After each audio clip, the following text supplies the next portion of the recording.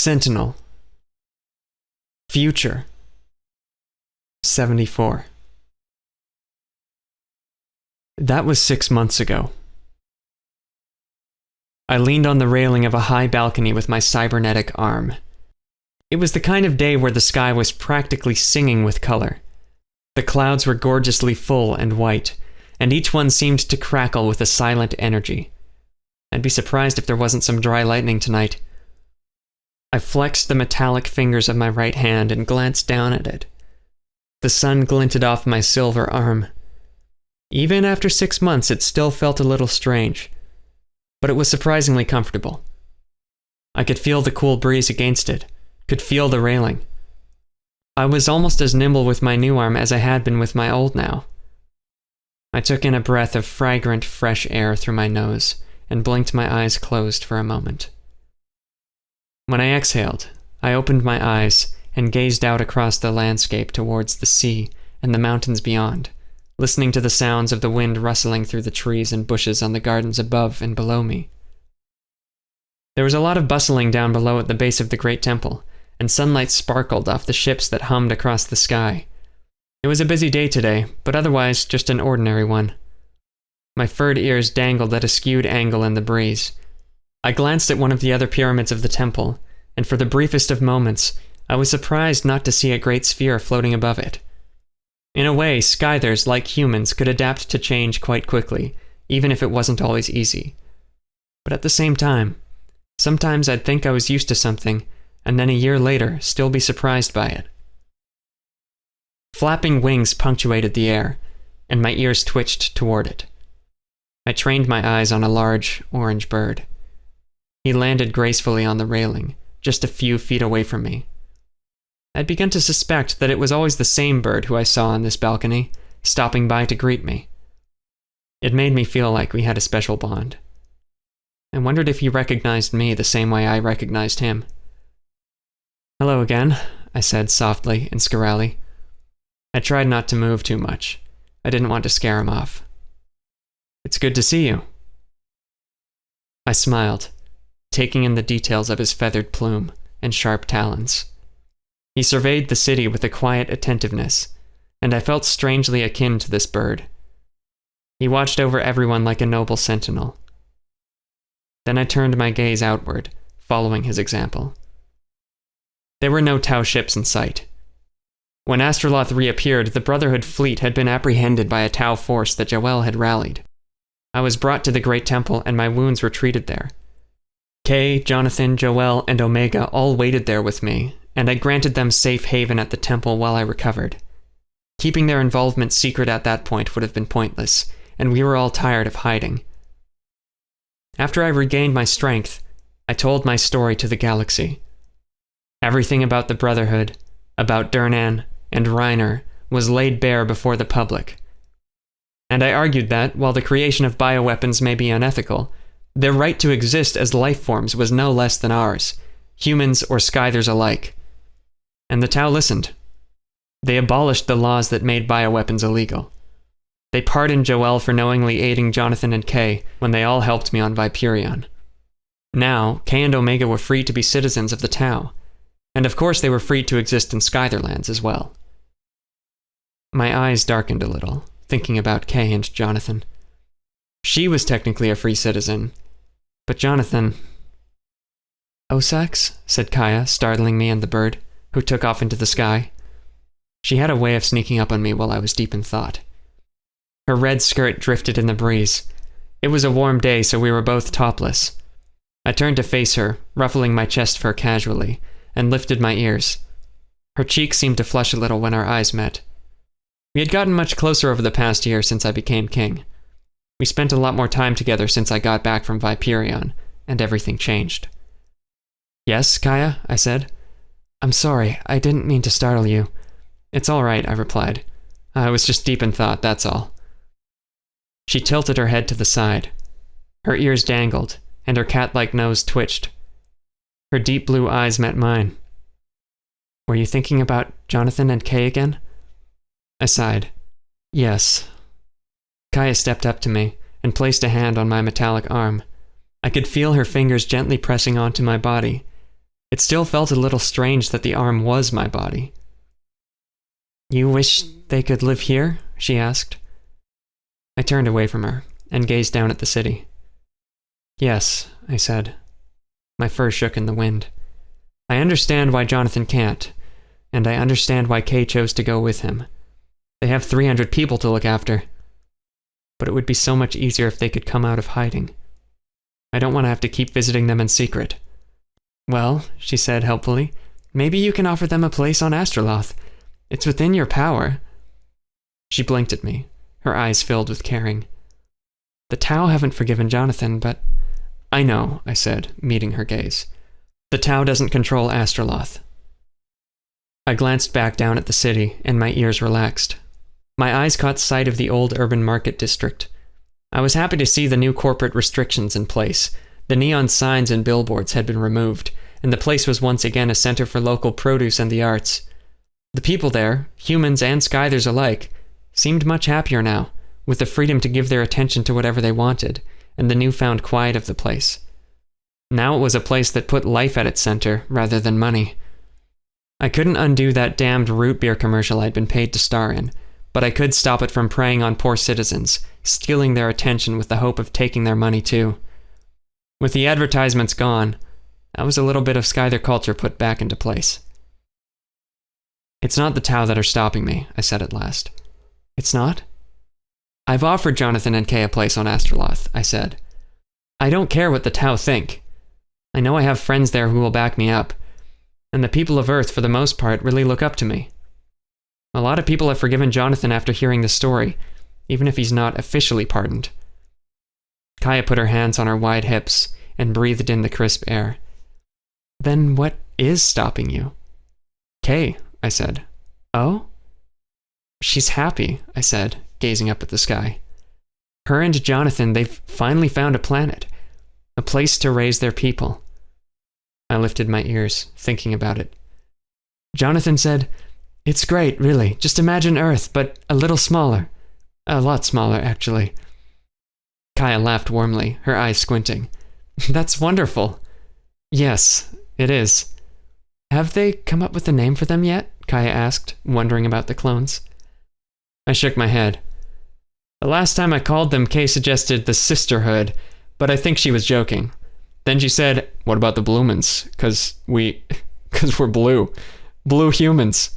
She laughed, then shook her head, and Jonathan chimed in with his response. "I don't think that's quite it, but... yes, what about bloomers? Because they'll be blooming like... no, that's not right." "It sounds like you're starting into another story," Kaya giggled. I laughed, gesturing with my robotic hand. "Oh, I just mean to say they're still picking a name." She smiled at me. "Did you have any suggestions?" I said to them, "Why not just call them Alphas?" Kay nodded in agreement. "Yeah, that's a perfect name. If they're anything like me, then we're definitely Alpha." Jonathan smirked thoughtfully. "Yes," he said. "Alpha like alphabet, like Kay's name. It makes sense. But we can't rush into a decision like this." Kaya brushed a loose bit of fur from my shoulder. "You're clearly thinking about them a lot," she said. I smiled. "Of course I am. They're my friends." "More like family," she said, her eyes sparkling. I turned around to face her, leaning my back against the railing. "So, Kaya, were you just checking up on me? Or did you have something to tell me?" She eyed me shyly. She'd been doing that more and more recently as we became closer friends. "I wanted to talk to you, Osax, because I enjoy your company. But I also wanted to tell you that someone is here to see you." I bolted upright. "Is it Joelle? She's early." "Actually, it's someone else," she interjected. I was perplexed. I wasn't expecting anyone else to visit today. "Oh, well, I guess I shouldn't keep them waiting. Will you show me to them?" "Of course," said Kaya. "They're on the open floor of the temple." The air blew calmly through my ears, past the pillars that held up the top half of the pyramid. Skythers walked to and fro as Kaya led me, skirt trailing behind her. I caught sight of the homeless Skyther I'd given rations to nearly half a cycle ago, in the pouring rain of the market. He saw me and lifted his ears in joy. "Osax," he said, stepping up to me. He wore a nice set of clean, fresh clothes, with my old red coat tied around his waist. His chest fur was well groomed, and his face wrinkled with happiness.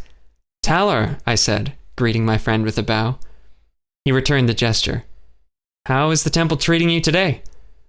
"Very well, of course," he replied in Scarali. His fingers grasped at the red coat at his waist. I noted that he kept it with him at almost all times, and it made me blush. "And how are you on this beautiful day?" I lifted my ears genuinely.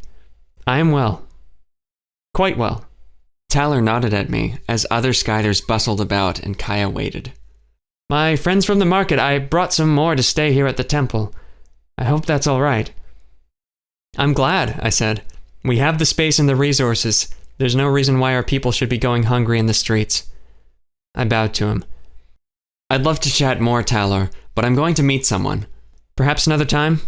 "Don't let me keep you then," he said, and he bowed farewell. "Thank you again." I returned the bow and continued after Kaya. A human woman stood alone in the cutout section of the temple, next to a thick pillar. The Skythers gave her a wide berth. My mandibles twitched. I thought I recognized her as she looked up and around the temple with wide eyes, but I couldn't quite recall her face. I shifted my weight from leg to leg, pressing my feet into the cool stone of the temple. Kaya nodded in her direction, and so I cleared my throat and stepped up to her. She gazed up at me. I introduced myself in English. "Hello there. I am King Osax. I was told you wished to see me?" I stood straight. She looked stunned for a moment. "Oh, your Majesty." She was struggling to find the words, so after a moment I continued. "I feel like I recognize you, but I can't remember from where." She locked eyes with me, and her expression turned grim. She had dark hair that she wore in a bun. Her clothes were business casual. I didn't recognize any of the details, yet still she seemed somehow familiar. "Vorin," she said. You met me on Vorin." She bowed her head slightly. Involuntarily, my ears shot back in defense. She saw this and sputtered, I didn't know the base was being run by the Brotherhood. I was never part of that." I nodded slowly, my heart rate normalizing. "I believe you." I waited expectantly. She lowered her gaze. Well, thank you." She cleared her throat, and I could tell she was nervous.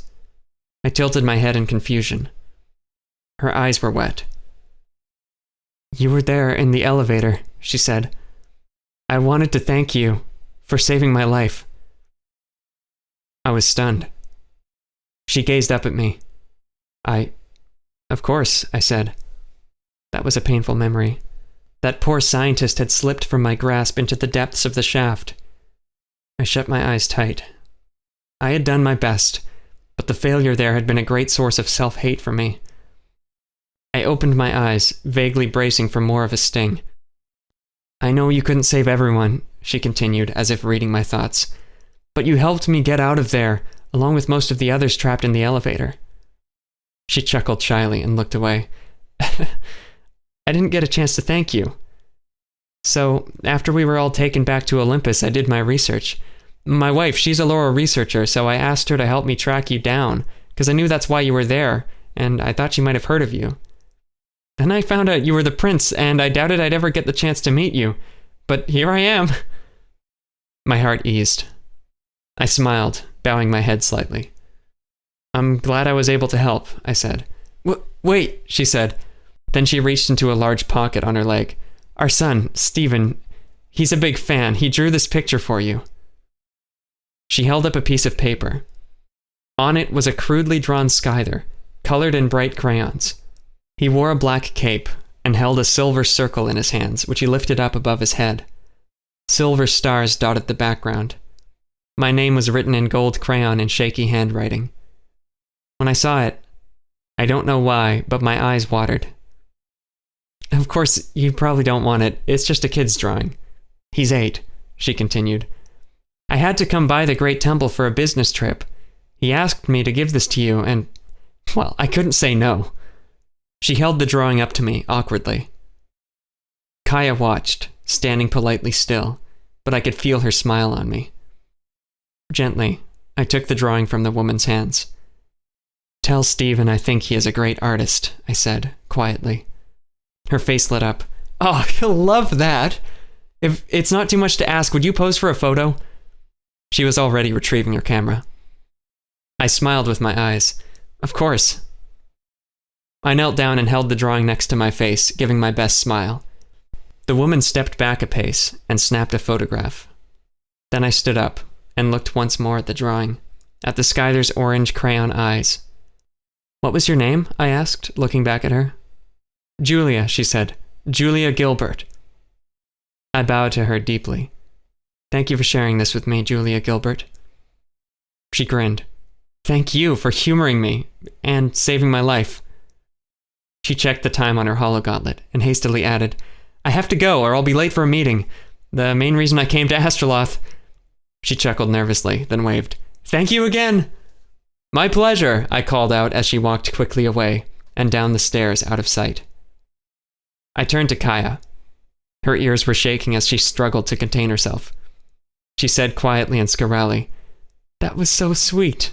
So adorable." Yes it was," I nodded, looking at the drawing of me. He may have been a disproportionate two-dimensional figure, but he stood with a heroic posture, and I couldn't help but smile. In my quarters, I sat on my bed with my knees up, my back against the wall. I was staring at my hologauntlet, listening to it beep. I was warmed by sunlight from outside. My ears lifted when the call connected. A holographic image of Kay shimmered into view above my arm. She was wearing a tank top and some work gloves. It was still a bit strange to see her in civilian clothes, since she used to spend so much time wearing weapons and pieces of armor. Her horns looked bigger than when I had first met her, and it was hard to tell, but I thought her muscles did too. She smirked at me. "Hey, Osax!" "Kay," I said. "Glad you picked up. I just wanted to check in." She swiveled her head at the sudden sound of a muffled crash, followed by Jonathan cursing faintly in the background. Kay grimaced, looking at whatever accident had caused the noise. "Shit!" she said, before darting away from the communications terminal. I was left staring at a holographic wall for a few seconds, before she came back into view, panting. "Sorry. Something wrong?" I asked. "Is Jonathan okay?" She chuckled and waved her hand dismissively. "Oh, yeah, he's fine. Just dropped a crate of supplies." She scratched behind her horns. We're, actually pretty busy prepping for tonight." I leaned back and slid down so I was laying on my bed. "Yeah, I'll bet. Well, if now's a bad time, I can hang up." She shrugged. "Yeah, it's not a great time to be honest, but you're still coming, right?" I nodded. "Yes, just waiting for Joelle to arrive, and then we'll be on our way. Should only take us half a day. Ooh, has the Firebrand got one of those fancy new slip space engines installed?" She grinned. "I'd love to see it." "Yeah, Joelle was telling me about it. Based on Lorotech salvaged from the Battle of Astroloth, apparently. Crazy," she said, shaking her head in astonishment. "To think the remains of that mothership are being put to good use. I'm glad." Her orange eyes shifted to the side, staring at whatever Jonathan was doing beyond my view. I got the sense I should really let them get organized, so I said, "Hey, okay, I'll let you go for now." She looked back at me. "All right, well, don't take too long. I want to show you what I've been working on. Jonathan's got the food synthesizer set up, but I wanted to try my hand growing something naturally. Yesterday I started setting up a garden." "Really?" I said. "That's great, Kay." "What kind of garden?" "Well, right now I've just planted some flowers I got from Astroloth. Gonna see how they grow. But I hope to start planting food someday. I don't know, I'm really new to this. It's a challenge not to crush the plants with my hands." She smirked. Then I heard Jonathan calling for her, asking for help lifting something. She gave me a look and joked, "Man, Jonathan is so weak, he can't lift anything." I snorted a laugh. "Yeah, easy for you to say. Don't forget, some of us are just mortals." She cackled. "Ha ha ha! You're all insects before the almighty god of strength, K." She grinned, and I stared into her eyes, as best as I could through the hologram. Careful, Kay. You're starting to sound like a supervillain, I remarked. You're just scared because you know I could beat you in a fight. You might be tall, but you're almost as weak as Jonathan. You always have to bring the insults into it, huh? I replied. She grinned. Hey, you know you love me anyway. I nodded thoughtfully. You're right, I smiled. I do. I know, Osax, she laughed. It's pretty obvious. Yeah, I replied. Sometimes, though, it's worth saying. Well, she said, I'd better go before Jonathan breaks his back trying to lift a pencil. She gave me one last look before hanging up. Love you too, Osax. Beep. I rested my body and gazed at the ceiling. Back in my washroom, I groomed my fur with a tiny comb. The full-body mirror defogged itself swiftly as I gazed into my own eyes with stark recognition and sighed. My black pupils narrowed slightly, and I brushed one of my ears back as I straightened the fur. I was full of excitement. Joelle would be here any minute. Someone knocked on the door, and a nasally voice followed. Osax, Joelle is here. Hurriedly, I put the comb away and pulled my clothes on. The door hissed shut behind me as I stepped back into my private room. Omega waited there for me. A year after their heroic sacrifice on Malum, their body had fully regenerated now, and they stood with their arms at their sides.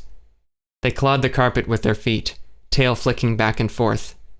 Sunlight painted us and the room with a bright glow, pouring in from the glass door that led to the landing pad.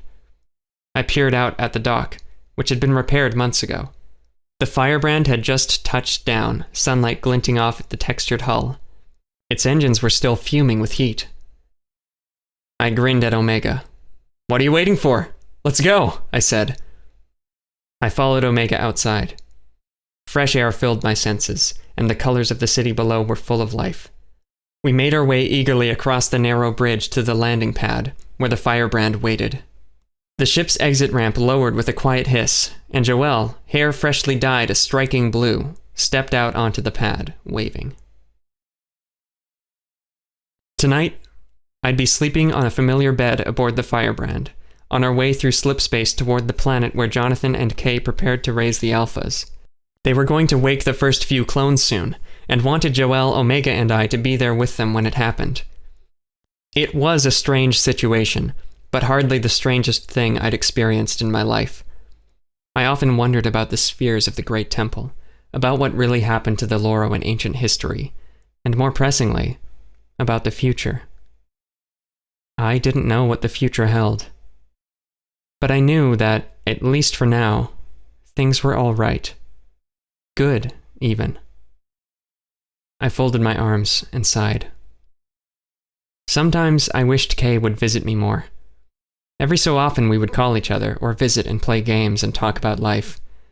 But it was more than enough just to know that she was alive. I knew she found a calling preparing to raise her sisters. She was eager to help teach them, and she wanted to give Jonathan company while he worked to take responsibility for the life he had created.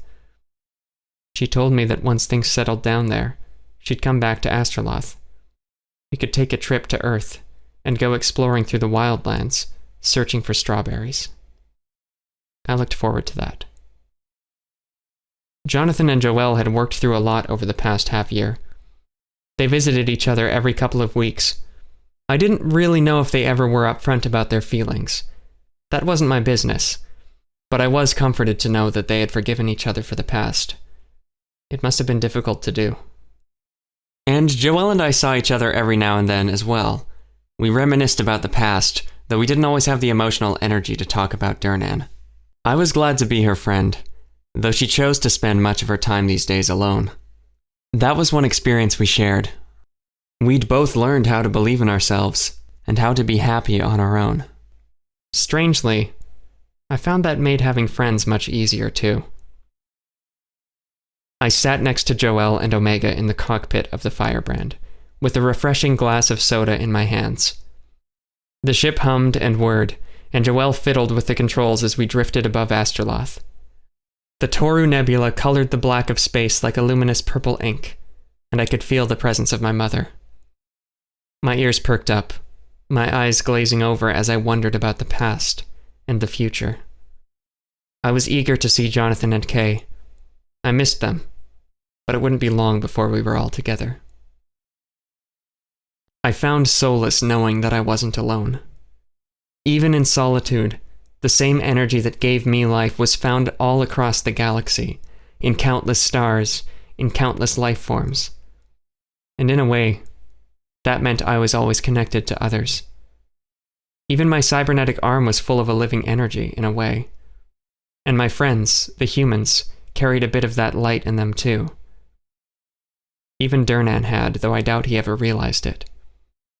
We can struggle so hard to feel connected to something, when the truth is, we always are, and we always have been. Just being alive is enough. It doesn't matter if you are born or made. We are not merely visitors to this world, but part of it. Joelle activated the slip-space drive, and I was brought back into the moment. The firebrand seemed to yawn as it stretched into slip-space. The smell of Joelle's coffee wafted into my nose, and I could feel the warmth of my companions by my side. I leaned forward in my seat, my ears perking up. Clutching the seat with my silver hand, my eyes fixed on the stars ahead. In a flash, they shot back into brilliant streams of light, and we tore off into the stars, embraced by the fathomless wonder of the galaxy.